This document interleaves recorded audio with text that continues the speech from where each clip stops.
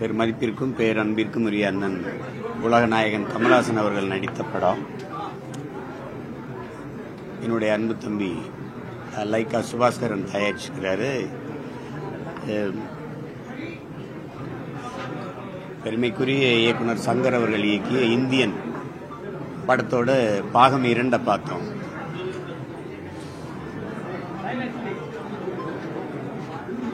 எனக்கு இது ஒரு அரிய வாய்ப்பு. நாங்கள் ஒரே ஊர், நானும் அண்ணன் கமலஹாசன் அவர்கள். அப்போ அவருடைய படங்கள் எல்லாம் முதல் காட்சி ஓடி போய் நானும் என் நண்பர்களும் பார்க்கறது, அவர் பக்கத்திலே இருந்து ஒரு முழு படத்தை, அவர் நடித்த படத்தை பார்க்குற அரிய வாய்ப்பை பெற்றேன். அது எனக்கு பெருமை, மகிழ்ச்சி. பொதுவாக நம்ம எல்லாரும் திரைக்கலையை ஒரு பொழுதுபோக்கு இப்படிதான் நினைக்கிறோம். பொழுதை போக்குறதுக்கு இல்லை, நல்ல பொழுதாக ஆக்குறதுக்கு அப்படின்னு சில படைப்புகள் இருக்கு. திரைக்கலை என்பது அறிவியலின் ஒரு அழகான குழந்தை. அது ஒவ்வொரு தேசிய இனத்தின் அழகிய கலை முகம்.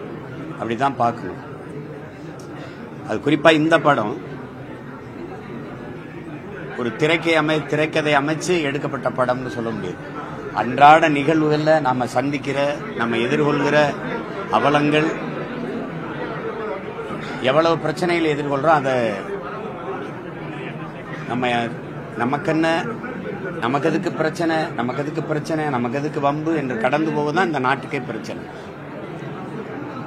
அது தினந்தோறும் நாம சந்திக்கிற, எதிர்கொள்கிற பிரச்சனைகளை எல்லாம் இந்த படம் மிக ஆழமாக, அழகாக வலியுறுத்துது. ஒவ்வொரு உரையாடலும் ஒரு தத்துவம் போல இருக்கு. தொடக்க காட்சியில ஒருத்தர் தெருவில் சிறுநீர் கழிச்சிட்டு இருக்கான். அதை பார்க்கிற தம்பி ஜெகனுடைய கதாபாத்திரம், அவரு குந்தூர்ல ஏதோ இருசக்கரத்தை ஏற்றி அதை தண்ணி அடிச்சு விட்டுருக்கு. பார்த்து போடா அப்படின்னா, நீ பாத்ரூம்ல போடாங்கிறதுல இருந்து ஒவ்வொரு செயலும் மாறுதலுக்கான ஒரு சிந்தனையை இந்த படம் விதைக்குது. அதுல உங்களுக்கு தெரியும், அண்ணன் கமலஹாசன் அவர்கள் நடிப்பை நம்ம ஒவ்வொரு தோற்ற மாறுதலுக்கும் அவர் உடல் மொழியை மாற்றி அவர் நடிச்சிருக்கிற விதம், அதுக்கப்புறம் கூட நடித்த எல்லா கதாபாத்திரங்களுமே சிறப்பாக செஞ்சிருக்கிறாங்க. முதல் பாகத்துக்கு இதுல இருக்கிற வேறுபாடு என்னன்னா, ஒரு பிரச்சனை நமக்குள்ள ஒரு உளவியலா ஒரு நோய் இருக்கு. இந்த பிரச்சனையை கேட்க யாராவது வரமாட்டாங்களா? இது யாராவது சரி செய்ய மாட்டாங்களா? அது அப்ப இருந்தே வேத இதிகாச புராணங்கள் இருந்தே நமக்கு கற்பிக்கப்பட்டது. எவரோ ஒரு இறைதூதர் வருவார், ஒரு தேவகுமாரன் வருவான், ஒரு பரமாத்மா வருவார். இப்படியே இருந்து இது ஏன் பிரச்சனை, ஓம் பிரச்சனை, இது நம்ம பிரச்சனை, நாட்டு பிரச்சனை என்று எண்ணாதனால வந்த சிக்கல் தான் இவ்வளவு இழிவும் அழிவும். கண்ணு முன்னாடி நம் நிலம் களவு போகுது, நீர் நஞ்சாகுது, காற்று நஞ்சாகுது, உணவு நஞ்சாயிட்டு இருக்கு. அதை பத்தி நம்ம கவலையே பண்ணல. ஆனா அந்த படம் சொல்லுது, இப்ப யார் சரி செய்யறதுன்னு இருக்கு. சுத்தம் சுகம் தரும் என்று எல்லா சுகத்திலையும் எழுதி வைக்கிறாங்க. யார் இறங்கி கூட்டுறதுங்கிற கேள்வி யார்கிட்ட எழுது? அவரவர் வீட்டை சுத்தம் பண்ணுங்க, நாடு சுத்தமாயிருங்கிறதான் கோட்பாடு. அதை தான் படம் வலியுறுத்து. நாம வாழ்ற தெருவை கூட்டுவோம், தேசந்தானா சுத்தமாகும். இதை செஞ்சா நாடு சரியாயிரும். இது யாரோ வரணும்னு நினைக்கிறோம். என்னால முடியாத திரையில ஒரு கதாநாயகன் செய்யணும்னு நினைக்கிறேன், அதை செஞ்சா கைதட்டுறேன். இது உளவியல். ஆனா இந்த படம் என்ன சொல்லுது? நீ உன் வீட்டை சரி செய்யி. ஒரு இந்தியன் தாத்தா வரணும்னு நீ ஏன் எதிர்பார்த்துக்கிட்டு இருக்க? வரல, என்ன பண்ணுவ? அப்ப நீ சரி செய்யி. நாம் ஒவ்வொருத்தரும் பகத்சிங்கா, ஒவ்வொருத்தரும் சுபாஷ் சந்திர போஸா மாறுவதை தவிர இங்க வழி கிடையாது. அதுதான் சொல்லு. இப்ப நான் பேசிட்டு இருக்கும்போது அண்ணன் ஒரு இது சொன்னாங்க, நீங்க ஒரு அதிகாரி ஊழல் பெறார், லஞ்சம் பெறாருன்னா அதை சரி பண்ணிடலாம். ஒரு நேர்மையான நிர்வாகி சரி பண்ணிடலாம். ஒரு அரசியல் தலைவன் ஊழல் செய்யறான், லஞ்சம் செய்யறான், மோசமான ஆட்சி செய்யறான்னா அதை மாற்றுவதற்கான வாய்ப்பு, வலிமை மக்கள்கிட்ட இருக்கு. அடுத்த 5 ஆண்டுல மாத்திடலாம், தூக்கி போட்டுடலாம். ஆனால் மக்கள் கரப்ட் ஆயிட்டா, மக்களே ஊழல் மயமாயிட்டு, லஞ்சம் மயமாயிட்டா ஒண்ணும் பண்ண முடியாது. ஒண்ணுமே பண்ண முடியாது. ஒரு குட்டை நஞ்சாயிருச்சு, ஒரு குளம் நஞ்சாயிருச்சு, ஒரு ஏரி நஞ்சாயிருச்சு, தண்ணி எடுத்து ஊத்திடலாம். ஒரு கிணறு நஞ்சாயிருச்சுன்னா தண்ணி இறைச்சிட்டு வேற தண்ணியை நினைச்சிடலாம். கடலே விஷமாயிருச்சுன்னா என்ன பண்ணுவீங்க? அதனால மக்கள் தெளிவடையணும். மக்களுக்குள்ள இப்ப ஒரு இடம் வச்சுக்கிறீங்களேன், எங்க தெருவில் அந்த தெருவில் காசு கொடுத்துட்டு இந்த தெருவில் காசு கொடுக்காம போறீங்கன்னு மக்கள் தெருவில் இங்க போராடும் போது ரொம்ப கஷ்டம். அப்ப மக்கள் மாறணும். மண்ணில் புரட்சி வருவதற்கு முன்பு மக்களின் மனத்தில் புரட்சி வரணும்.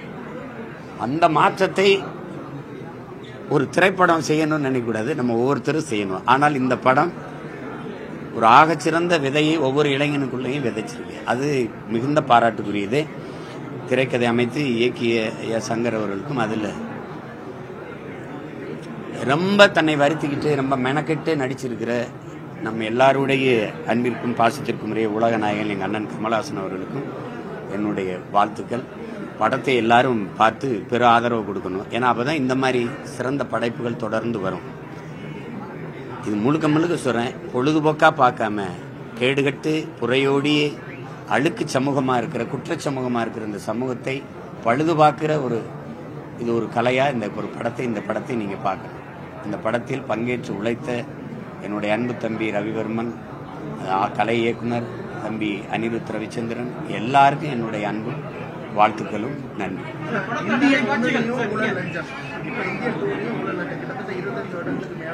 இல்லை, நீங்க தம்பி 75 வருஷமா ஊறி போன ஊழல் லஞ்சத்தை ஒரு படத்துல ஒழிக்கணும் நீங்க நினைக்கிறீங்க? சரி, இந்தியன் 1 வந்துருச்சு, படம் முடிஞ்சிருச்சு, ஊழல் லஞ்சம் ஒழிஞ்சிருச்சான்னு கேட்டா பதில் இருக்கா? இல்ல இல்ல, இன்னும் 10 படம் இன்னும் 100 படம் எடுத்தா கூட இந்த ஊழல் லஞ்சத்தை ஒழிக்க முடியாது. நீங்க மாறணும் ஊழல் லஞ்சத்துக்கு எதிராக, நான் மாறணும், இவர் மாறணும், அவர் மாறணும். அப்போ ஒவ்வொருத்தரும் ஊழல் லஞ்சத்திற்கு எதிராக மாறினால்தான் மாறும். அதுதான் படம் வலியுறுத்து. அந்த படம் வந்துருச்சு, போதும் நீங்க விடலையே, ஏன் ஊழல் லஞ்சம் ஒளியிலையே? இன்னைக்கு ஒளிஞ்சிருச்சா சொல்லுங்க. அப்புறம் அது இருக்கிற வரை இந்த தேவை இருக்கத்தானே செய்யுது, இந்த படத்துக்கான தேவை இருக்கத்தானே செய்யுது. நோய் இருக்கிறவ மருந்து தேவைப்படுது இல்ல, நோய் இருக்கு மருந்து வேற என்ன? அதுல சொல்லிட்டீங்களே, இதுல சொல்றீங்களே, அப்படி சொல்ல முடியாது. அதனால நோய் தீர்ற வரை மாத்திரை கொடுத்தாகணும், மருந்து கொடுத்தாகணும். மத்திய அரசு மாநில அரசு சார்ந்த இன்னும் எந்தெந்த ஊழலை பேசி என்ன செய்யறது? இல்ல, எல்லாரும் தான் பேசிக்கிறோம். நான் உங்ககிட்ட கேட்கிறேன், நீங்க ஊழல் லஞ்சத்துக்கு எதிரானவரா? நீங்க எதிரானவரா? அண்ணன் நீங்க எதிரானவர். இங்க இருக்கிற எல்லாரும் ஊழல் லஞ்சத்தை வெறுக்கிறீங்க, எதிர்க்கிறீங்க. யார் கொடுக்கறா, யார் வாங்குறா? பதில் இருக்கா? நாட்டுல எல்லாருமே ஊழல் லஞ்சத்தை எதிர்க்கிறீங்க, வெறுக்கிறீங்க. அப்ப பிறகு யார் கொடுக்கறா, யார் வாங்குறா? பதில் இருக்கா?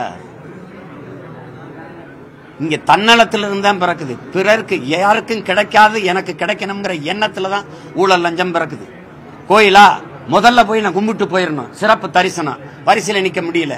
அங்க தாயின் கருவறை பிரசவத்துக்கு போறேன்னா என்ன செலவானாலும் பரவாயில்ல, எப்படியாவது காப்பாத்திருங்கன்னு நீங்க மருத்துவர் கையை பிடிச்சு சொல்றீங்கல்ல, அந்த வார்த்தை தான் லஞ்சம். அப்ப எவ்வளவு செலவானாலும் பரவாயில்லையா, காசு வச்சிருக்கான். அப்ப இயற்கை பிரசவம் கூட சிகிச்சை, அறுவை சிகிச்சைக்கு போகுது, சிசேரியனா போகுது, லஞ்சம். தாயின் கருவறையிலிருந்து கோயில் கருவறை வரைக்கும் நீங்க காசு. அப்ப அடுத்தவனுக்கு கிடைக்காது எனக்கு கிடைக்கணும். ஒரு மருத்துவ கல்லூரியில இடம் 10 தான் இருக்கா, 100 பேர் வரிசையில் நிக்கிறானா, 50 லட்ச ரூபாய் கொடுத்தா சீட்டு கிடைக்குமா? இதை கொடுத்து வாங்குறதுக்கு நிக்கிற, அங்கதான் பிறக்குது ஊழல் லஞ்சம். அப்போ தன்னலத்திலிருந்து தான் பிறக்குது. எதுவும் சரியா இருக்கணும்னு சொல்லி சரியா, நாம சரியா இருக்கணும். ஒவ்வொருத்தனும் சரியானா நாடு சரியாயிரும். அதை சொல்றதுக்கு ஒருத்தருக்கு துணிவு வேணும்ல. அதுதான் இந்த படம். ஒவ்வொருத்தரும் மாறணும் தம்பி. நான் இப்பதான் இவ்வளவு நேரம் சொன்னேன்ல, எனக்கு கிடைக்காது உங்களுக்கு கிடைக்கணுங்கிற எண்ணத்துலதான் பிறக்குது ஊழல் லஞ்சம். அதை ஒளிங்க சரியாயிரும். ஒரு நேர்மையாளன் அதிகாரத்துக்கு வந்தா ஒரு நொடியில இதெல்லாம் ஒளியும். அதை தான் நான் சொல்றேன். ஆனால் மக்கள் மாறணும்ல. அதிகாரியை சரி பண்ணிடலாம், அமைச்சரை சரி பண்ணிடலாம். பெருங்கடலா இருக்கிற மக்கள் கடல் சரியாகணும்ல, அது தூய்மையா இருக்கணும், அது நஞ்சாயிடக்கூடாது. அங்கதான் பிரச்சனை இருக்கு. அதை சரி பண்ணணும். அது யாரு சரி பண்ணணும்? நீங்க உங்களை சரி பண்ணிக்கிறீங்க, நான் என்னைய சரி பண்ணிக்கிறேன், அவரை சரி பண்ணிக்கிட்டு சரியாயிரும். அவ்வளவுதான். யாரு? எனக்கு தகுதி கிடையாது. இப்ப இந்த இடத்துல இது வேணான்னு நினைக்கிறேன். அதுக்கு வேற இடம் இருக்கு, விட்டுருங்க. இது படமா பேசுங்க. அது எனக்கு ஆயிரக்கணக்கான லட்சக்கணக்கான மேடை இருக்கு, அங்க பேசிக்கிறேன். வேற சமகால அரசியலையும் அதே போல அரசு அலுவலகங்களை படக்கூடிய விஷயங்களையும் நிறைய பேர் பேசிருக்காங்க. ஆனா ஊழலுக்கு எதிராக ஒருத்தர் கிளம்பி வராங்கன்னா அவங்களே மக்கள் வேற விதமா தான் பாக்குறாங்க. இது அப்படிதான். நீங்க இயேசுவை சிலுவையில் இல்லையா, நபிகளை கல்லால் எடுத்து தெரியலையா? நபிகள் போய் கேட்கிறாரு, என்னையுமா எரிவாங்கன்னு கேட்கிறாரு. உன்னே தாண்டா முதல்ல எரிவாங்க. ஏன்னா நீங்க இங்க ஒரு அடிப்படை இருக்கு தம்பி. நல்லதை சொல்ல வந்தா நாத்திகம்பா, இல்லைன்னா நக்சலைட்டும்பா. நீங்க எந்த நல்லதை எடுத்தவன கேட்டிருக்கிறீங்க? மக்களின் மனநிலை தான். தனக்கு பாதிப்பு ஏற்படும் பாருங்க. அந்த கதாபாத்திரம் பாருங்க தம்பி, இவரோட கதாபாத்திரம் சித்தார்த்தோடது. அவங்க அம்மா இறந்தவொடனே வந்து தனக்கு பாதிப்பு வந்தோடனே. அப்படி ஒவ்வொருத்தரும் தன்னலத்துல பார்க்கும்போது தான் சமரசம் செஞ்சு இந்த அடிமை சிந்தனை வந்துருது. அடிமை எப்படி உருவாகிறான்? அநீதியை எதிர்க்க துணிவில்லாதவன் சகித்துக் கொள்கிறான், தொடர்ச்சியா சகிக்கிறவன் அடிமையாயிடுறான். அப்படிதான் எது ஒன்றை இழக்க தயாராக இல்லாதவன் பிரிதொன்றை எப்படி அடைய முடியும்? மரணம் யாருக்கு நீங்களால? அது தவறு தான். பெத்த தாய் தந்தையரை செஞ்சாலும் தவறு தான் நினைக்கிறவன் தான் சரியானவனா இருக்க முடியும், சமூக மாறுதலை ஏற்படுத்த முடியும். அப்படிதான் மக்கள் இருப்பாங்க, மக்கள் அப்படிதான் இருப்பாங்க.